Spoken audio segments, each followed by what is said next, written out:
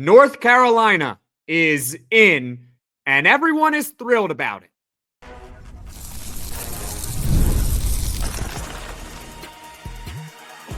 You are Locked On ACC, your daily podcast on the Atlantic Coast Conference. Part of the Locked On Podcast Network, your team every day. Hello, everyone, and welcome into Locked On ACC. I'm Jackson Holzer, the host of Locked On Syracuse, filling in for Alex Stano, normally the host of Locked On Canes. He is on vacation. We wish him nothing but the best, and he will be back soon to host Locked On ACC. Of course, we are always joined by Kenton Gibbs, former NC State defensive tackle and the host of Locked On Wolfpack, alongside Grayson Boone. Yesterday was Selection Sunday. North Carolina was on the bubble, and they got in. Plus, Louisville, an 8 seed? Really? And after all that discussion about the bracket, Will Wade, is he coming to NC State or is he not? All that and more here on this edition of Locked On ACC. And this episode is brought to you by FanDuel. Right now, new customers can get $200 in bonus bets when your first $5 bet wins. UNC, an 11 seed, play-in San Diego State Tuesday at 9:10 p.m. Eastern. What was your reaction to seeing North Carolina making the tournament? I told y'all on the squad. Y'all didn't believe me. I said UNC is going to get in. Why are we doing this thing of as long as they don't absolutely wet the bed down the stretch, which they did, right? You held court or held serve a little bit against Duke. You made it a competitive game, despite the fact that at points in that game, it looked like the doors were going to be blown off there. They did good enough in the tournament. They weren't a first-round exit as soon as their first game came in. I knew if it was close and it was between UNC and anybody else, UNC was going to get it from the brand perspective. And just a quick question, Jackson, who's the chair of the committee again? Bubba Cunningham. He just so happens to be the athletic director of a certain school. And that certain school just so happens to be North Carolina. Oh, okay. You can do with that information what you will. You can do whatever you want with it. But I will also say this. Right? Because everybody who knows me knows, there's no love lost here for the Targets. However, quad one wins cannot be the only thing that matters. And by nearly every other metric, UNC was in. Like, that's just an objective fact, regardless of how you feel about UNC. Because, again, there are very few people who have a lower opinion of UNC in general than I do, okay? That's just a fact. But you cannot take quad one wins and make that your only metric for whether or not a team belongs. It's like if we were looking at the college football playoff and said, well, the only thing that matters is if you won your conference. If you didn't win your conference, you shouldn't be in it. That's just all there is. There's only 12 teams. So with all these conferences we got, if you're not a conference champion, you shouldn't be in. And it's like, well, wait a minute. What about the other things that go into it? And again, to say they have, 2 wins against the field, that's a good point. That's a valid point. I can see that argument. But again, the argument that most people are going with for UNC not being in, they're 1-10 or 1-9 or whatever it is against quad one. And it's like, that's one part of the puzzle. Nothing in life, almost nothing in life rather, is made up solely of how did you do in this one thing and one thing only. If you didn't do good in this one thing and one thing only, you don't belong. So as much as many people are upset about UNC, as much as NC State fans are going to rag me for this one, and I know, Wolfpack Nation, I gave 3 attendance to the program. What do y'all want from me? What more do you want from me? But I've got to be honest here and say I'm not disappointed or upset about UNC's inclusion here. I understand why others are. I'm not going to pretend like that's not a thing. But UNC getting in is not the most egregious thing we've ever seen. To your point about the other metrics, I did some research before the show here. Their net ranking and their KenPom ranking at the time of Selection Sunday. And you're 100% right. That, North Carolina, they got killed with quad one. Yes. But as far as their net ranking, they were 36th in the net, 33rd in KenPom. You compare it to the 2 snubs. Who do you think the 2 snubs were? I mean, Indiana was a snub, right? West Virginia was the other one. Indiana was 54 in the net, 48 in Ken Pom. West Virginia, 51 in the net, 53 in Ken Pom. So those metrics say that North Carolina was a better basketball team. And also, here's the thing. I get people being upset that, oh, Bubba Cunningham, he's the athletic director for North Carolina. It's a conspiracy to put North Carolina in. First of all, Kenton, we had this discussion off air, but we might as well bring it to public light, okay? They were probably debating between two schools if we're really talking about big brands here. Matter. Yeah. Okay? West Virginia, get out, okay? It's really North Carolina and Indiana, all right? For sure. Second of all, Bubba Cunningham has to leave the room whenever North Carolina is brought up so that he cannot say his opinion. Now, that being said, when another bubble team is discussed, perhaps he can weigh in and say, hey, I don't think Indiana's very good. Wink, wink. I'm going to unofficially say I want my Tar Heels in. I mean, that could happen. Sure. I can't say my team is good, but I can say your team is bad. I can say their team stinks. I can do that. I can't tell you that North Carolina should be in, but I can tell you that Indiana should not be in. That could, I guess, happen.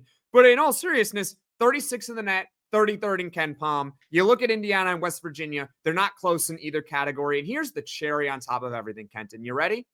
Let's do it. Don't be on the bubble. Just win your games is always an option, ladies and gentlemen. Don't be in don't put if you're putting your fate in the hands of the committee to put you in the tournament or not. Sorry, I'm not going to cry for you.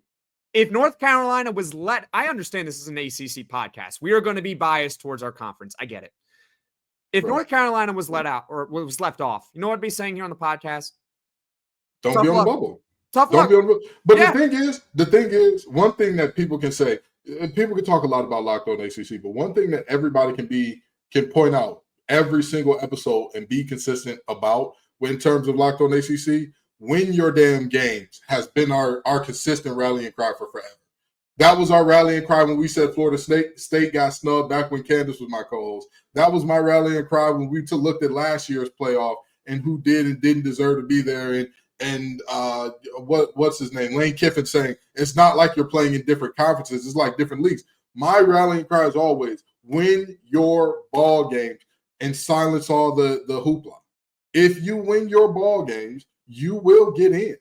And so you cannot sit here to me and tell me you're on the fence, you're on the bracket about it, or you're on the bubble of the bracket, and then say, well, our case was so undeniable. The only teams that I ever see having that argument is some of the mid-majors that lose like 5-6 games all season to get left out. For them, I'm like, okay, my heart goes out to you because you did. You did the thing. You won your damn game. You did what you were supposed to do, and you still did not get in. Okay. But if you're a 10, 12, 13-loss team, knock it off. Knock it off, okay? I'm not going to sit here and cry for you the same way I wouldn't cry for a 2-3-loss football team saying, why aren't we in? Because you didn't win enough ball games, silly. You didn't win enough ball games. That's it. Or you didn't look pretty enough in those games because style points do matter in college sports. Hate to break it to you all. That is a reality. I mean, that's part of the reason why the net and Ken Pom are the way they are. Style points are taken into account because there's so many teams that you have to juggle through and so many conferences and so many different records that there's got to be other ways that we can compare them besides, oh, this team won 20 games, this team won 19. So surely the team that won 20 games is better than the team that won 19. Not necessarily the case because that's why we have the other advanced metrics. Absolutely. The lesson for everyone here is very simple. Win your damn games. Don't be on the bubble. It's that simple. If you're projected as 7 seed or higher and you somehow miss the tournament, yeah, my heart will go out for you. That's really, I don't know what the heck happened in that regard. But if you're, Joe Lenardi says we're the last team in on Selection Sunday. You don't get it. Sorry. Care. Do not care. We'll never care. And again, even if it's NC State, which it has been since my time of graduating from there. 2021, it was Syracuse. We got in, but it was Syracuse. And you know what I said to NC State when it happened? Man, my heart goes out to y'all. But win your games. Oh, it sucks. Win your games. Yeah, that 2-point loss that you had against X team in January, yeah, maybe if you don't blow the lead there, you'll be in the NCAA tournament. It's as simple as that. So North Carolina is in the field once again. They are an 11 seed play-in team. They are playing San Diego State Tuesday at 9:10 p.m. Eastern. And me and Kenton somehow agreed on that topic of conversation with North Carolina, which is very interesting. So coming up, we'll talk about the seeding of Louisville, Clemson, and Duke, and we'll see if we have any more disagreement, or if we'll have any disagreements here on this show. So stick with us here on Locked On ACC. Eating healthy doesn't have to be complicated. With Factor, you get chef-made, dietitian-approved meals that are ready to heat and eat in just 2 minutes, so you can fuel your body without the hassle of cooking. Factor meals arrive fresh, never frozen, and with 40 options across 8 dietary preferences each week, you can customize your menu to fit your goals, whether that's Calorie Smart, Protein Plus, or Keto.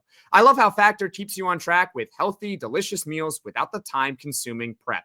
Eat smart with Factor. Get started at factormeals.com/factorpodcast and use code FactorPodcast to get 50% off your first box plus free shipping. That's code FactorPodcast at factormeals.com/factorpodcast to get 50% off plus free shipping on your first box.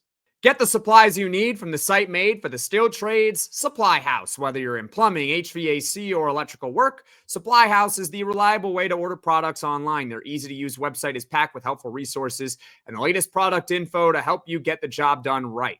Plus, with a complete inventory of over 200,000 parts from 400-plus top brands, you'll find exactly what you need delivered fast from coast to coast. You need help with an order? Supply House offers expert support and industry-leading service, so you'll always talk to a real person. And for trade pros looking for an extra edge, their free Trade Master program offers exclusive perks like a dedicated phone line, free shipping, and discounts on every order. Thousands of skilled professionals are already taking advantage. Now it's your turn.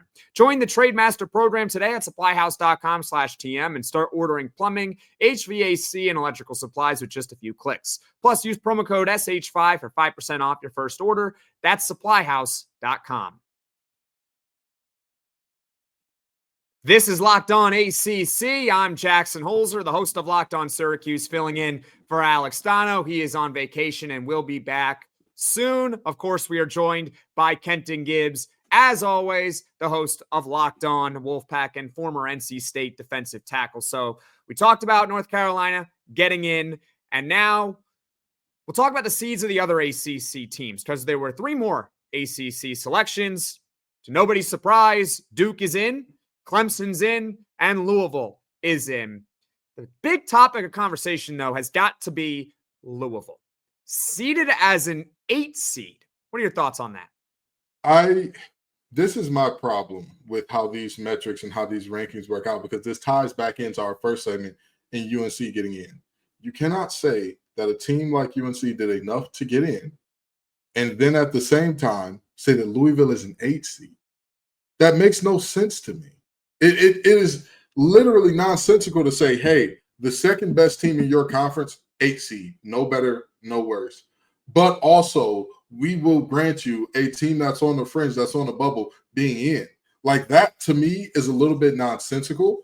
And again, if we look at those same metrics that had UNC ranked very favorably, they also very much so say Louisville did their big one, did fantastic things all season. So I'm a little bit confused as to how that works out, because again, forget the whole, what this team was last year, forget that. Even if we're sticking to just this year, just what we saw this year, this was a team that was exponentially better than UNC at multiple points. This was a team that was flat out dominant in conference. Let's just be honest. Except for when Duke came to town, they were dominant in conference. They beat Clemson multiple times, a team that was rated ahead of them in this tournament. So it's a little bit confusing to me that Louisville is seeded at an 8 when they have done what they've done all season. I mean, what we talk about, just win your games. Well, guess what Kelsey and company did?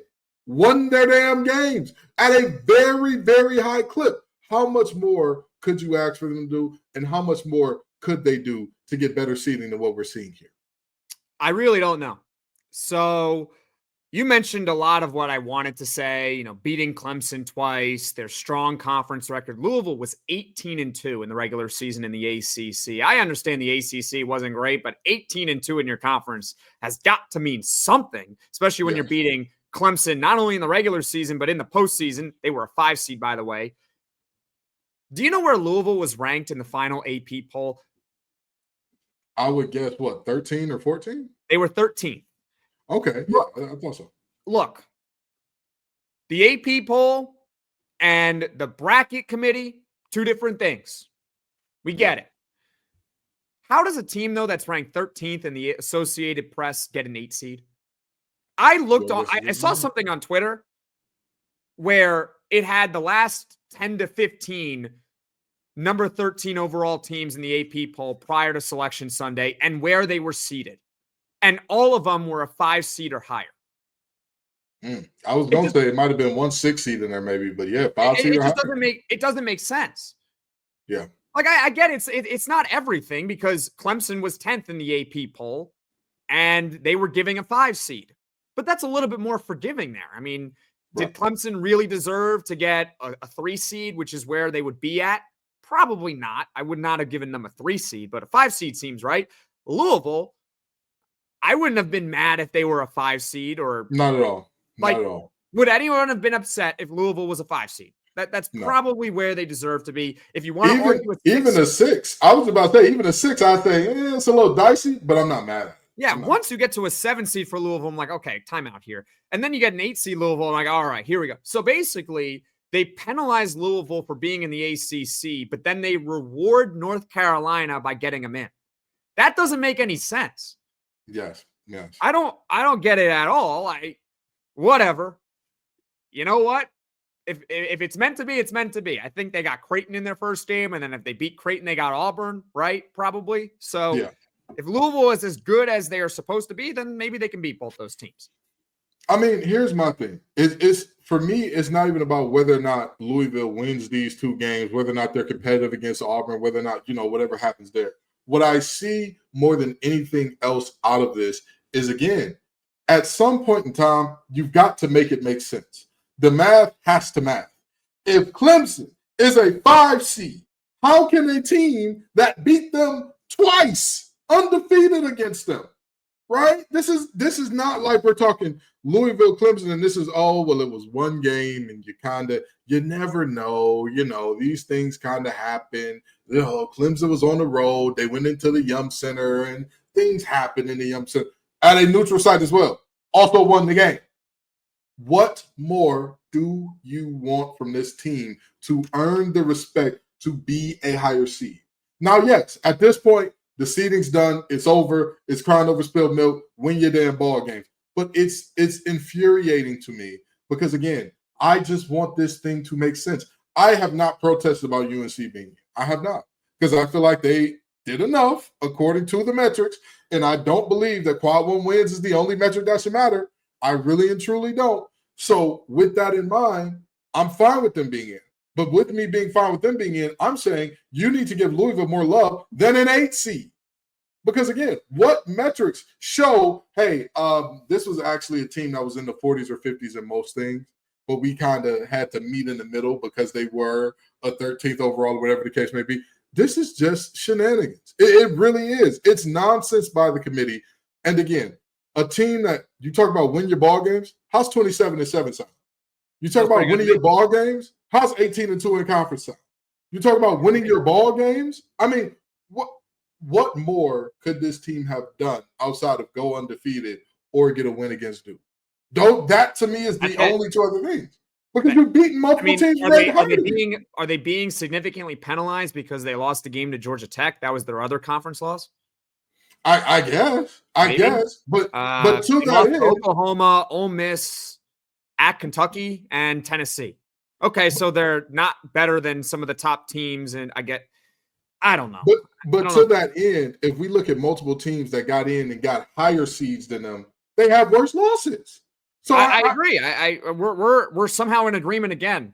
This is how you know the committee is up to shenanigans and debauchery, because me and Jackson Holzer have not disagreed once this episode.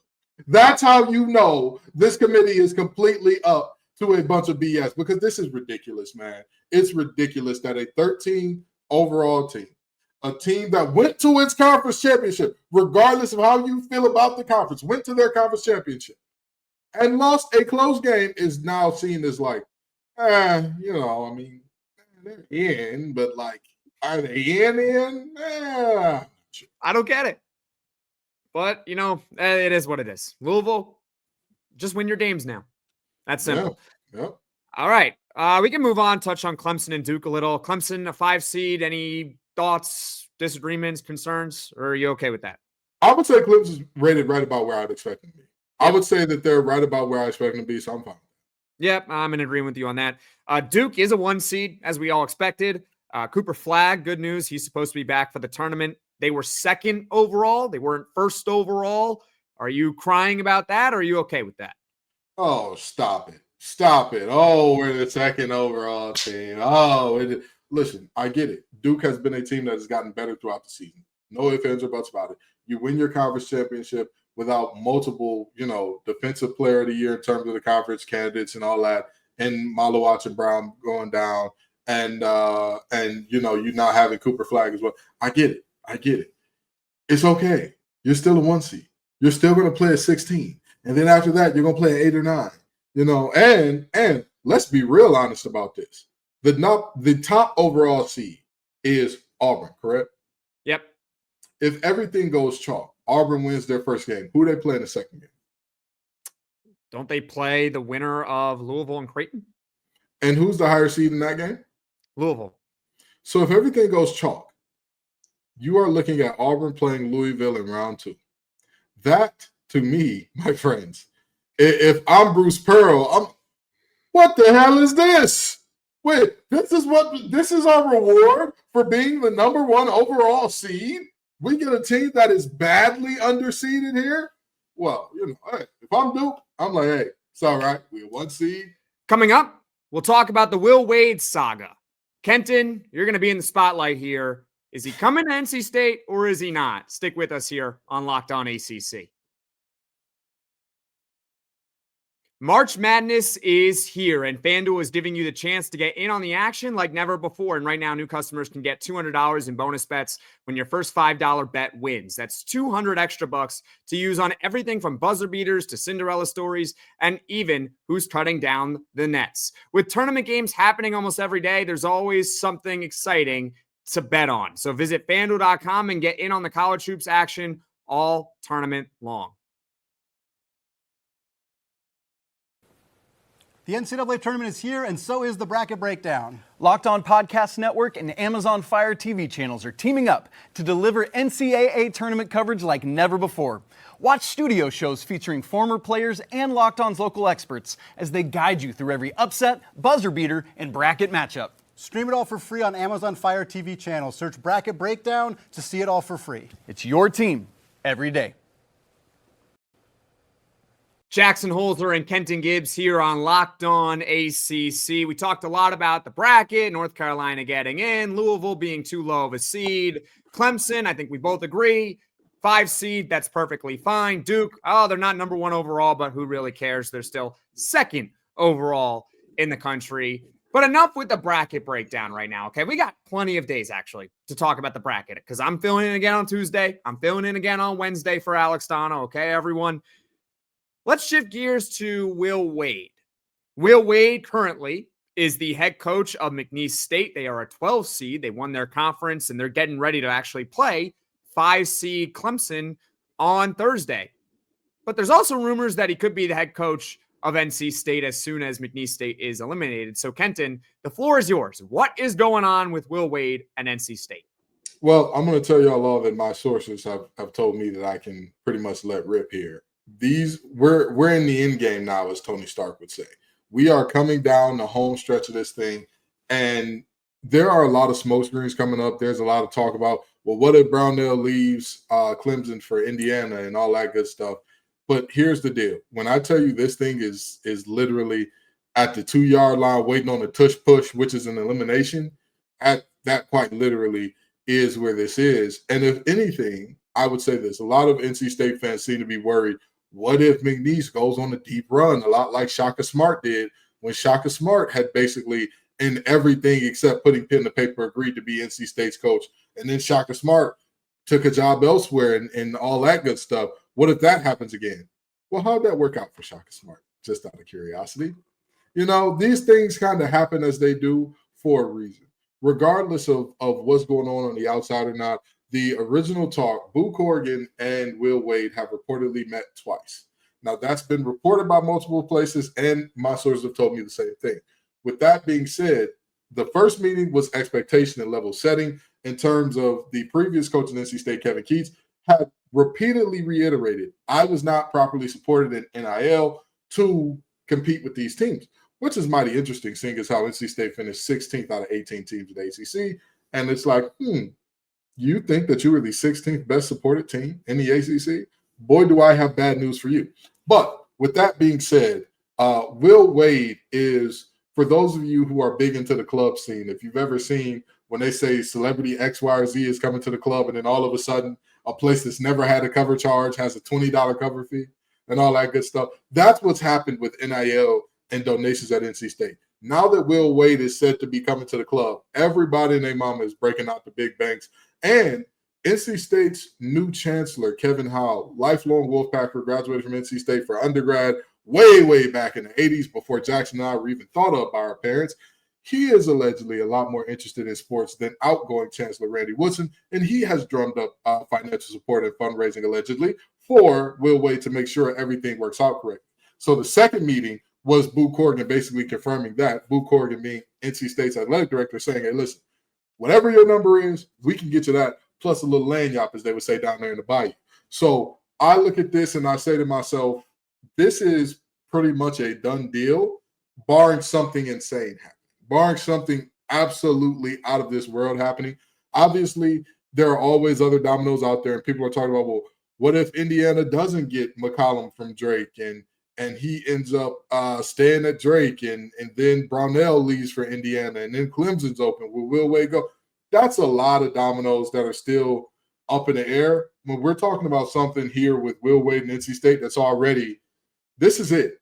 This is, again, down to the goal line, down to the details. What do you need? What are the specifics? So I'm not as worried as many Wolfpackers are.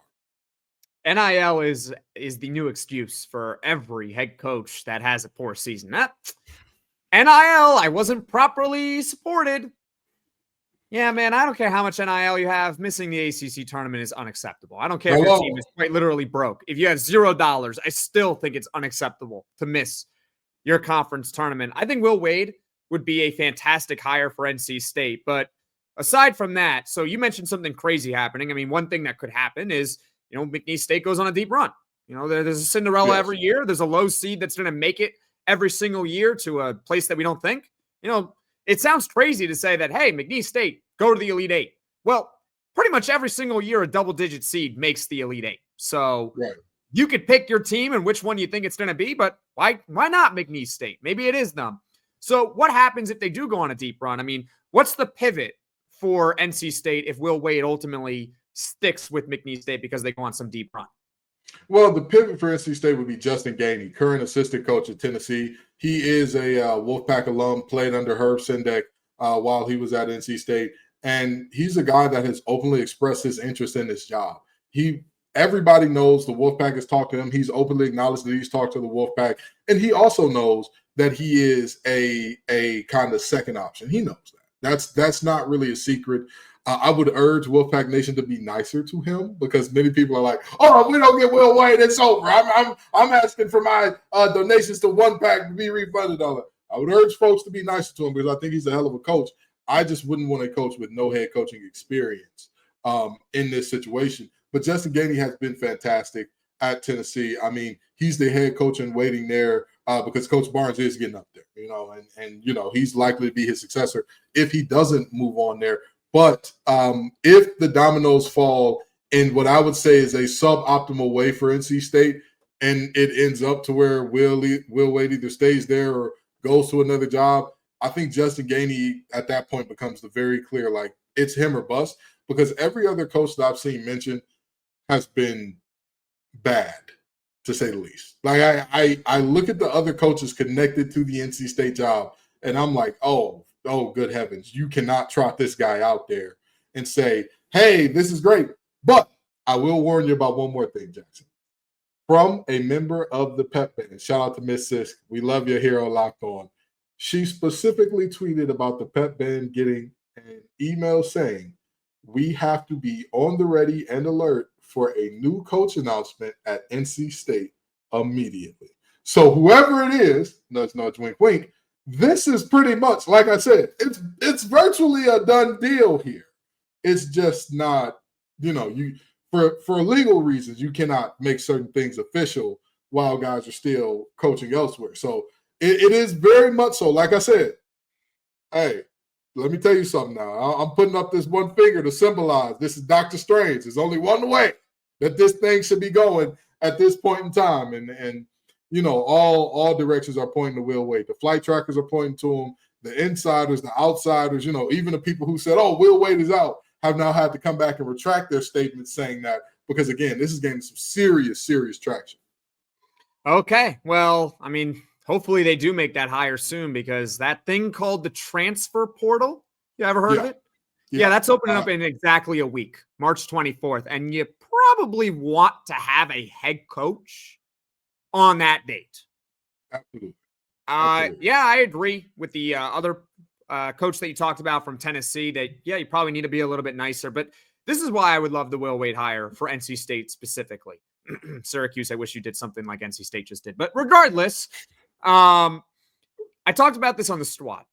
There is too much in the conference. Well, let's just see what he can do. Let's see what this coach can do. Does he have it? Does he not have it? What is he? There's too much of that. And if we want this conference to be as good as it can be and as good as it's been in the past, folks, coaching matters. And you have a guy in Will Wade who has done it. He's been there. He's done that. Go look at his success with McNeese State. You think it's by accident? It's not by accident. He's a good coach. Go look at LSU with him and go look at LSU without him. Like, the results are there. I understand that NIL is a major factor nowadays. It matters, of course, because you got to attract the talent. But guess what? If NIL was everything it's made out to be, then, why is Indiana going to be watching the NCAA tournament just like you and I? Yeah. They're watching the tournament just like you. They're going to sit on their couch on Thursday, and they can't wait to eat that popcorn. They're Why not going to be playing. LSU not winning championships and everything, regardless of who the coach is? I don't know.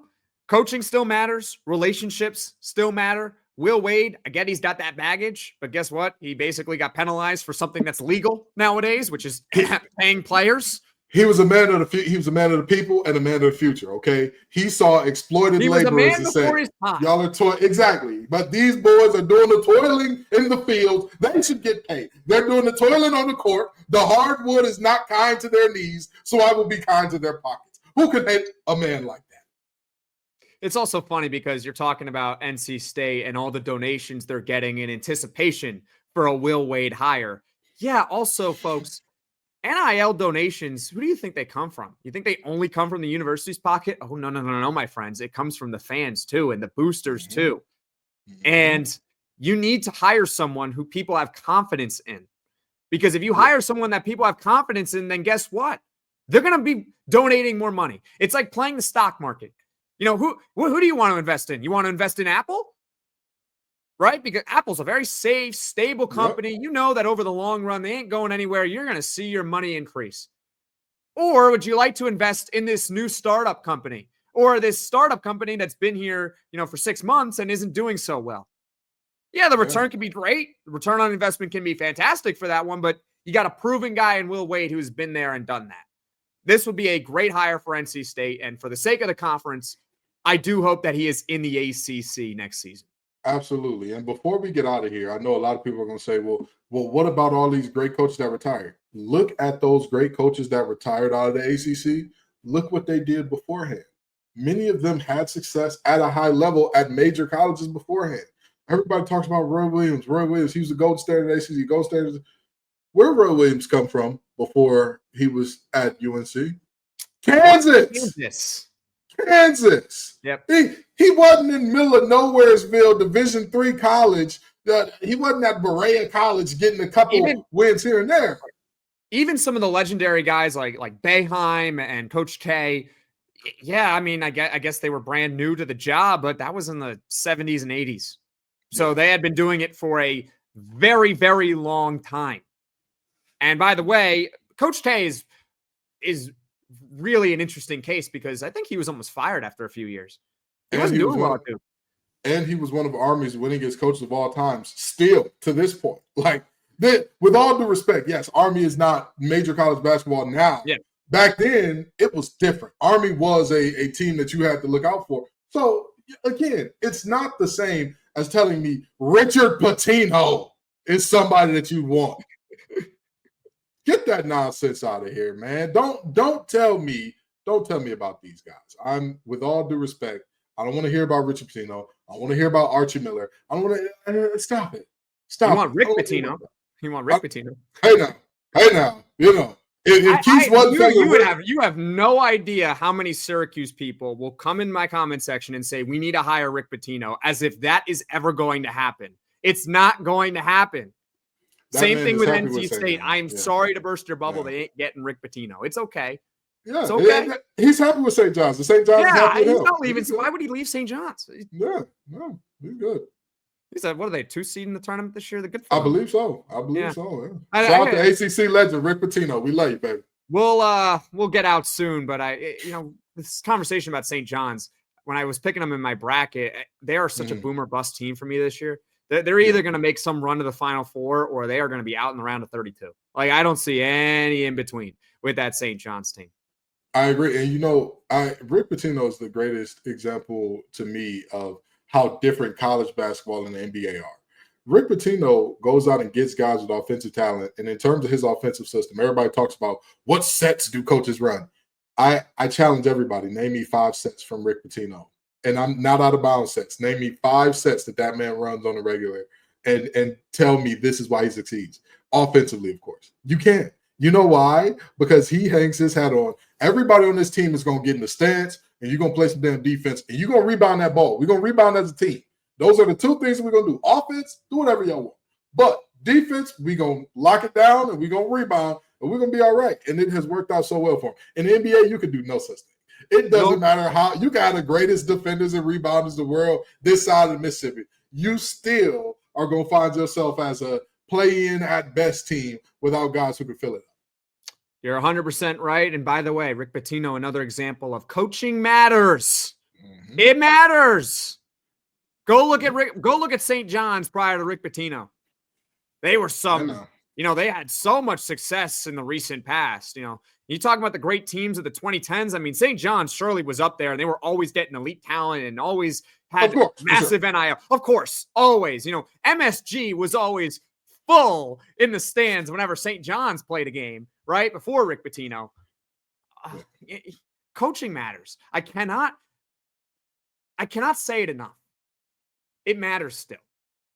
And I think Will Wade, once again, to get back on the topic of conversation, he would be fantastic for NC State. I'm Jackson Holzer, the host of Locked On Syracuse. That's Kenton Gibbs, the host of Locked On Wolfpack. And we will be back tomorrow to talk more about the bracket. And plus, North Carolina gets ready for their play-in game on Tuesday. Take care, everyone.